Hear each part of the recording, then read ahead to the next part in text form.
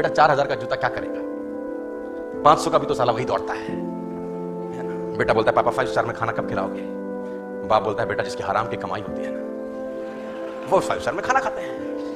तेरे बाप के पास कोई हराम की कमाई थोड़ी है। क्या ये सच बोल रहा है बाप?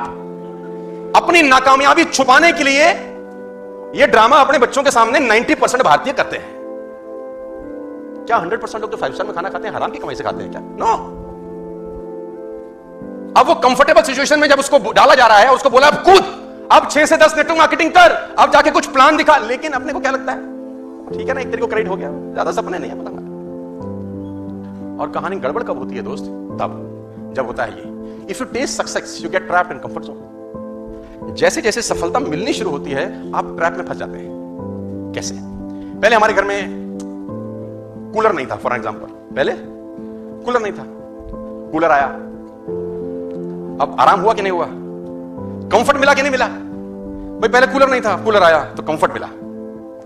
इन्वर्टर नहीं था, है ना, तो लाइट जाती थी तो हाथ वाला वो होता था फैन, उसको अपन लोग चलते थे, तुमको याद होगा अगर तो, कुछ लोग अगर मेरी तरह गरीब परिवार से हो तो हाथ वाला पंखा, है ना। फिर इन्वर्टर लग गए तो लाइट कैसे जाती है आजकल बच्चों को नहीं पता। भाई आजकल बच्चों को तो पता ही नहीं कि लाइट कैसे जाती है, पंखा बंद कैसे होता है, पता है आजकल बच्चों को? नहीं। हमारे टाइम पे तो साला रात को 1 बजे वो कूलर चलते कहते, हमने कहा स्यापा साला ये फिर बंद हो गया, है ना। हमारे टाइम में ऐसा होता था कि अभी तो साला ऐसा कुछ नहीं है। तो जैसे कंफर्ट आया, जिंदगी कंफर्टेबल हुई, कूलर से एसी में आए, हम लोग थोड़ा सा ढीला हो गए यार। जैसे जैसे आपने सफलता अर्जित करी, जैसे आप बस से बाइक में आए, बाइक से गाड़ी में आए, आपने अपना जो एक्सीलेटर पे पैर था वो पंजा धीरे धीरे कम करना चालू कर दिया। सफलता ने आपको कंफर्टेबल जोन में डाल दिया सर। सफलता आपको कंफर्टेबल जोन में धकेल देती है, और ये एक ऐसा ट्रैप है जिसमें 90% लोग फंस जाते हैं, साइलेंटली, पता भी नहीं चलता उनको। जैसे जैसे सक्सेसफुल होते जाते हैं वैसे वैसे कंफर्टेबल होते जाते हैं। मैं कहता हूं नहीं, मेरा फिलॉसफी अलग रहा 14-15 साल का। मैं जैसे जैसे सक्सेसफुल हुआ मैंने कंफर्टेबल की सिचुएशन की जगह चैलेंजिंग सिचुएशन को अडॉप्ट किया।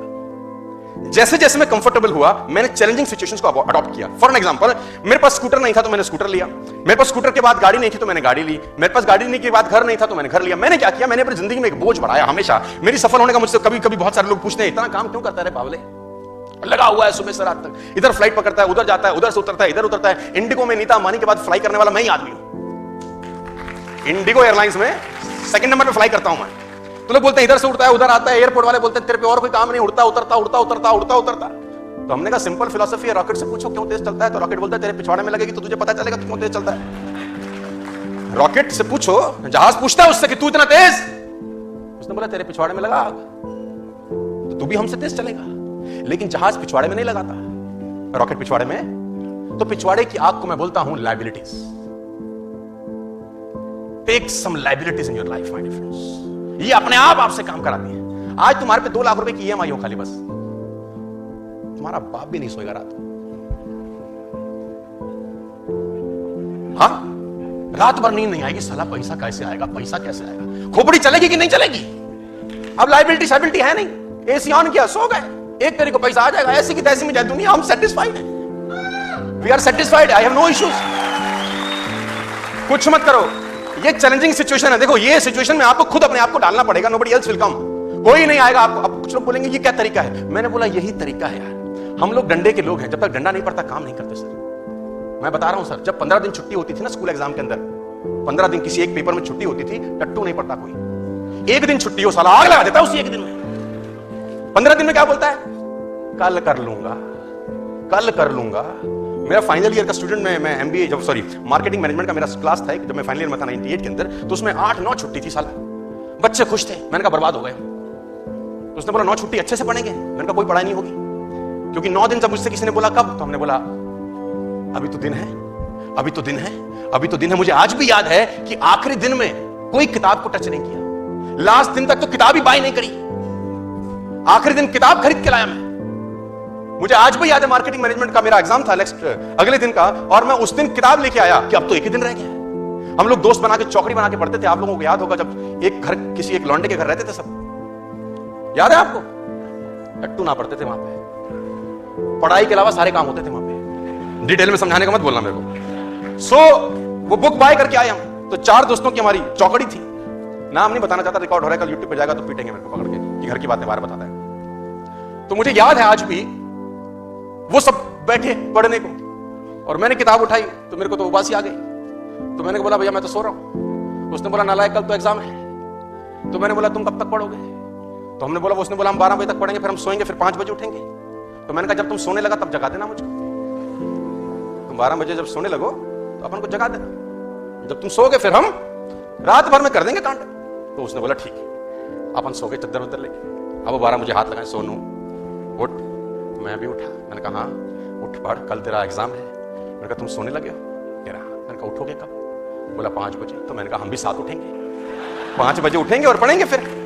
तो बोले हरामखोर मरेगा। तो हमने कहा अब सोने दे, अब टेंशन मत दे। सो गए। 5 बजे का अलार्म लगता था, टू टू टू टू टू टू टू आवाज आती थी, इतनी गंदी आवाज थी। आपको याद है?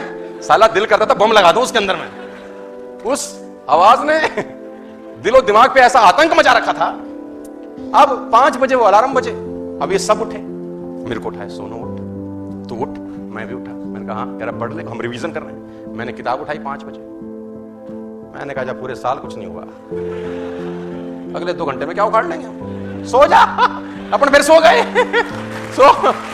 तो वैन जब वो दिन ज्यादा होते हैं तो आदमी क्या हो जाता है, कंफर्टेबल हो जाता है, और उस कंफर्टेबल सिचुएशन में उसकी ऐसी की तैसी हो जाती है। My dear friends, a ship is always safe in the harbour. पानी का जहाज हमेशा सुरक्षित बंदरगाह पे होता है, लेकिन वहां रहने के लिए बना नहीं है यार। पानी का जहाज बंदरगाह पे ही सुरक्षित होता है, दुनिया कहती है, लेकिन वहां रहने के लिए बना नहीं है। रहने के लिए कहां बना है? समुद्र के अंदर जाए, तूफानों से लड़े, लहरों से लड़े, अटखेलियां खेले, जहां जाना है जाए, लौटे लौटे ना लौटे ना लौटे, लेकिन एटलीस्ट जिसके लिए बना है उसके लिए तो जाए कंफर्टेबल। लेकिन कहां है? बंदरगाह पे। उड़ने वाला जहाज कहां ज्यादा सुरक्षित है? एयरपोर्ट पे। कोई तकलीफ नहीं है। जेट एयरवेज के खड़े हैं, मैं देखता हूं, कोई तकलीफ नहीं है साला। लेकिन क्या वहां रहने के लिए बने थे क्या यार? हाँ जी, वो आसपास की एयरलाइन जाती होंगी तो मुंह चढ़ाते होंगे उसको साले को, हम फिर गए, तू साले यहीं रहे। तो बहुत सारे लोग ऐसे हैं जो आपकी सामने से टेक ऑफ कर जाएंगे, आप अगर एयरपोर्ट से उड़े नहीं तो टाइम है आपका कंफर्टेबल सिचुएशंस को छोड़ देने का और आगे बढ़ जाने का। मेरी आपसे बड़ी सिंपल सी गुजारिश है, जो मैं आपको 11 कमांडमेंट्स बताना चाहता हूं। उसमें पहला कमांडमेंट यह है कि कोई आदमी आपकी जिंदगी नहीं बदलेगा आपके अलावा। आपके पैर का कांटा आपको ही निकालना पड़ेगा। इस दुनिया में किसी को तकलीफ नहीं है तुम पे पैसे हो कि ना हो, तकलीफ सिर्फ तुमको ही होगी, और वो तब होगी जब आप कंफर्टेबल लेवल को तुरंत आज ही। बात समझ में आ रही है तो बोलो हाँ।